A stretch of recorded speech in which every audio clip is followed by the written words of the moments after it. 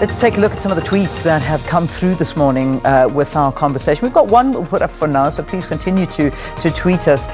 Jacques Cupido is saying, whether the argument is the strength or not, land expropriation will eventually go to the Constitutional Court.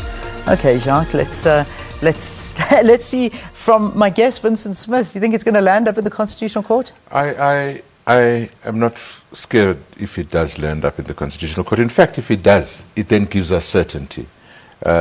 We need to make sure that South Africans understand that the land needs to be shared. And I don't think anybody's disputing that. So the Constitutional Court would be, for me, the final arbiter. And I am comfortable if it went to the Constitutional Court, because I think there is a strong argument that land needs to be shared, that in the public interest there should be expropriation. So I can't see how the Constitutional Court would shoot it down, other than if the process is not meticulous. And that is what, for me, is the biggest challenge, the process in getting to the final report.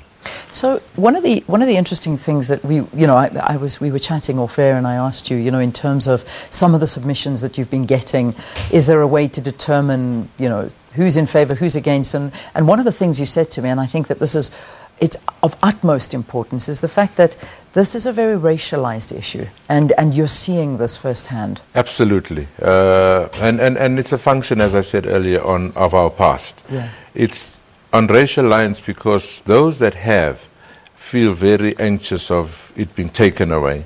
Those that have been deprived of land now have high expectations that land must be given to them. And let's be brutally frank, it's the white people that have had it before that feel more anxious, and it's the black people that feel that we want to share. Let me repeat, it's not taking away from one to the other, it's about sharing the land. Yeah. And nobody can have an argument with sharing the land. I mean, some of the look, let's be frank, the EFF are the ones that really have been stoking the fire, and they have been. And then the ANC, of course, saying, listen, we're voting in favour and we're going to go ahead with this as well. But the way it's being done already is a bit of a worrying thing, because, you look at some of these illegal land dwellers and taking land and selling land off. I mean, these things surely should not be done now. This is still under discussion, isn't it? Well, absolutely. Any illegal land grabs must be condemned. There is a process that's unfolding. Allow the process to reach its logical conclusion and then argue whether you support it or don't support it. But I don't think land grabs or putting people off the land assist the process at all. And we would ask South Africans to desist from doing those type of things. Now, I'm actually just seeing a report that's come through. It just, while we're having this conversation, landed on my phone, just saying one of the other news media organizations is reporting that the Gauteng government wants to immediately expropriate land without compensation, and this is for privately owned land lying idle. The Premier, David Makhura, says the province was completing an audit of all unused privately owned land to test the constitution instead of waiting on the parliamentary process that's currently reviewing this. Is this fair? I mean, you've just told us, wait, let's see how this will pan out. But you've got the Premier saying, no, we can't. We want to do this immediately. Well, I don't think the Premier is taking land illegally.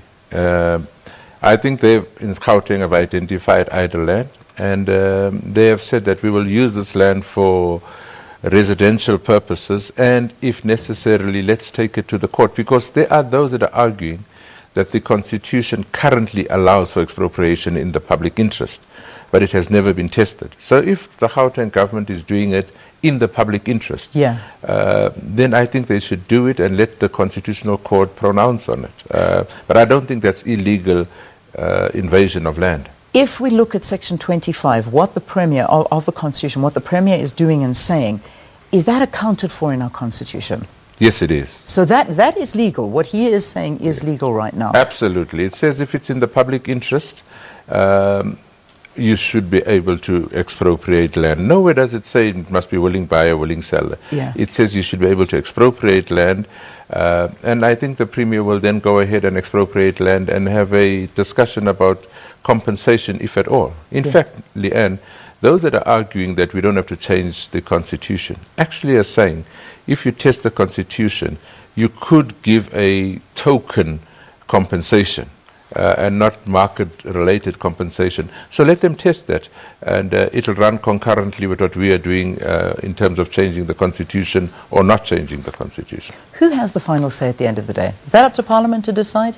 Well, yes, it's Parliament that actually decides on changing the Constitution with a two-thirds majority. And if anybody is aggrieved, then they will then take it to the Constitutional Court. I suppose ultimately it's the Constitutional Court that will certify whether it is constitutional or not. Yeah, and that's exactly what our viewer was saying, is that he can bet his bottom dollar this is going to land up in the Constitutional Court, but it very well may not be in the Constitutional Court. So just to wrap things up, today, closing submissions, what time? What time have we 5 o'clock, close of business. 5 o'clock. Yeah. How do you submit?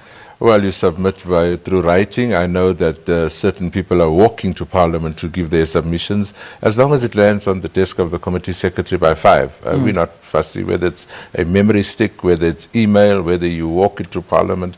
But at 5 we will close, because already we extended it by 2 weeks. And then you had said 28th of September, is that correct? No, the closing date is the 28th of September, but oral submissions of those that have written in will be from the 7th to the 17th of August. Of August. You'd be able to complement your written submissions if you are invited to Parliament. Okay. So the 7th to the 17th would be your final opportunity to talk to the committee before the committee sits down and does its own work. And then once it's done its work, it will be finalised. When are you hoping to finalise that? Well, we've been given a deadline of the 28th of September. That's it. By the 28th of September, we would have to submit it to Parliament. Excellent. All right. Good luck. Thank you for talking to us once again. Interesting conversation. If you would like to join it, please do. But remember, if you want those submissions, remember there are already 722,000 written submissions that have been handed to this committee. It closes at 5 o'clock today. I think this is the most that any committee has ever received. And word from the co-chairperson of the Constitutional Review Committee, every single one of them will be read and taken very, very seriously. Let's take a break. News at 7 after this.